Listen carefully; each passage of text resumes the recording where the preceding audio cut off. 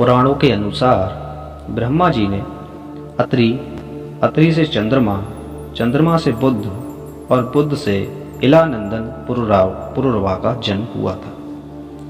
पुरुरवा से आयु, आयु से राजा नहुस और राजा नहुस से ययाति उत्पन्न हुए और फिर ययाति राजा से हुए पुरु। पुरु के वंश में भरत और भरत के राजा कुरु हुए थे। कुरु के वंश में शांतनु का जन्म हुआ। शांतनु से गंगानंदन भीष्म उत्पन्न हुए। उनके दो छोटे और भाई थे, चित्रांगद और विचित्रवीर्य। ये शांतनु से सत्यवती के गर्भ से उत्पन्न हुए थे।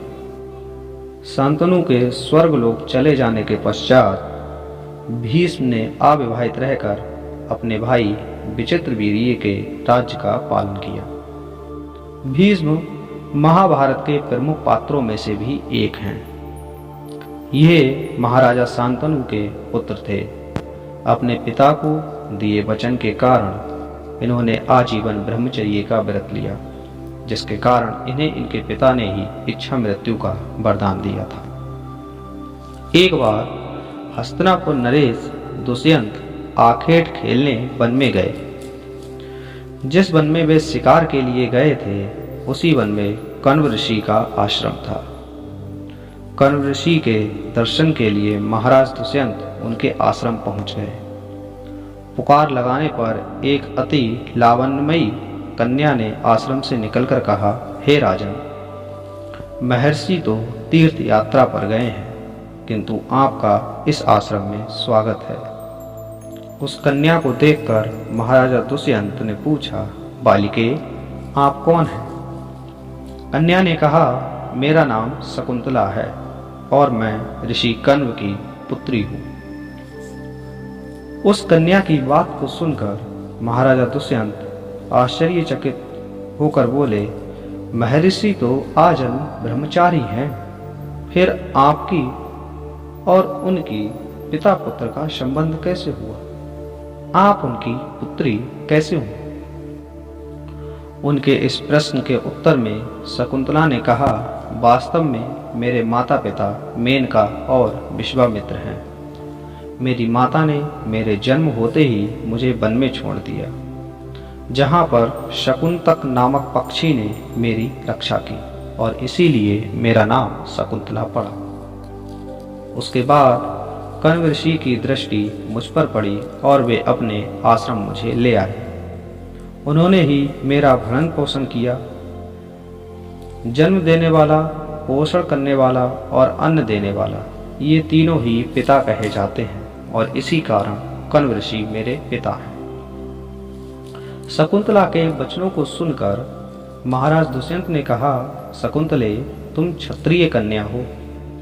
यदि तुम्हें किसी प्रकार की आपत्ति ना हो तो मैं तुमसे विवाह करना चाहता हूँ। शकुंतला भी महाराज दुष्यंत पर मोहित हो चुकी थी, अतः उसने भी अपनी स्वीकृति प्रदान कर दी और दोनों ने गंधर्व विवाह कर लिया। कुछ काल महाराज दुष्यंत ने शकुंतला के साथ विहार करते हुए वन में ही व्यतीत किया। फिर एक दिन वे शकुंतला से बोले, प्रियतमे, मुझे अब अपना राज कार्य देखने के लिए हस्तिनापुर प्रस्थान करना होगा। महर्षि कण्व के तीर्थ यात्रा से लौटने पर मैं तुम्हें यहाँ से विदा कर अपने राजभवन में ले जाऊंगा।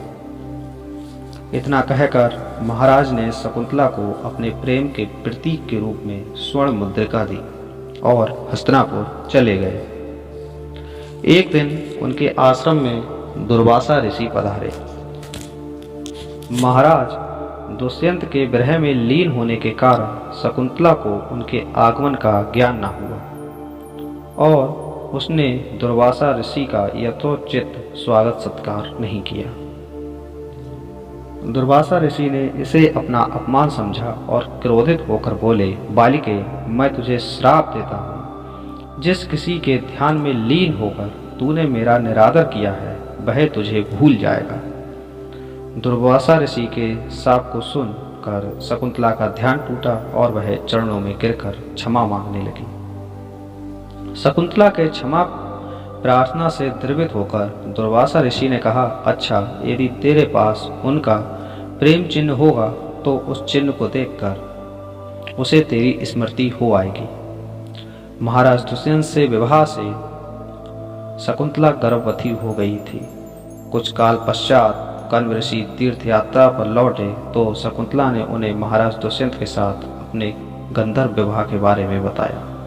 इस पर महर्षि कण्व ने कहा, पुत्री, विवाहित कन्या का पिता के घर में रहना उचित नहीं है। अब तेरे पति का घर ही तेरा घर है।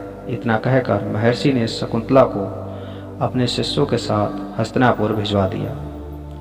मार्ग में एक सरोवर में आचमन करते समय महाराज दुष्यंत की दी हुई शकुंतला की अंगूठी, जो प्रेम चिन्ह थी, सरोवर में ही गिर गई और उस अंगूठी को एक मछली निगल गई।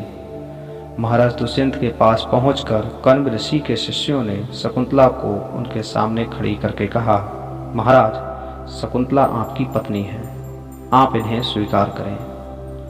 महाराज तो दुर्वासा ऋषि के शाप के कारण शकुंतला को भूल ही चुके थे,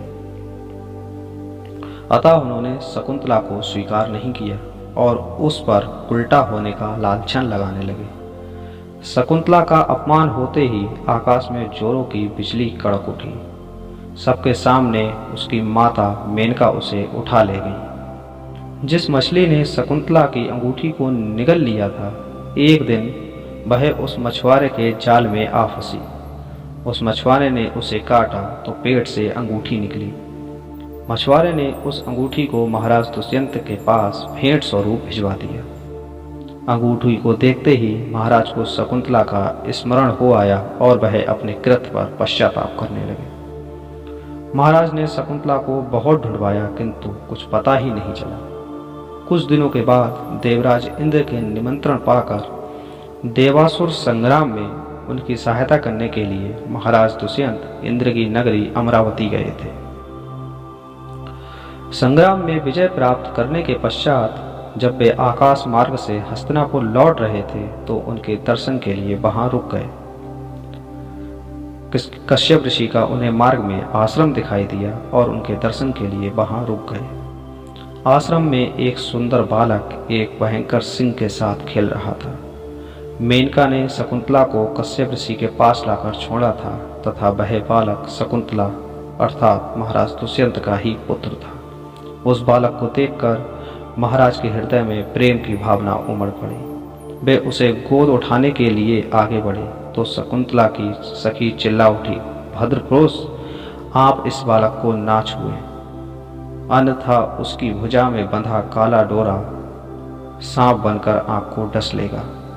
ये सुनकर दुष्यंत स्वयं को रोक ना सके और बालक को अपनी गोद में उठा लिया। अब सखी ने आश्चर्य से देखा कि बालक की भुजा में काला गंडा पृथ्वी पर गिर गया।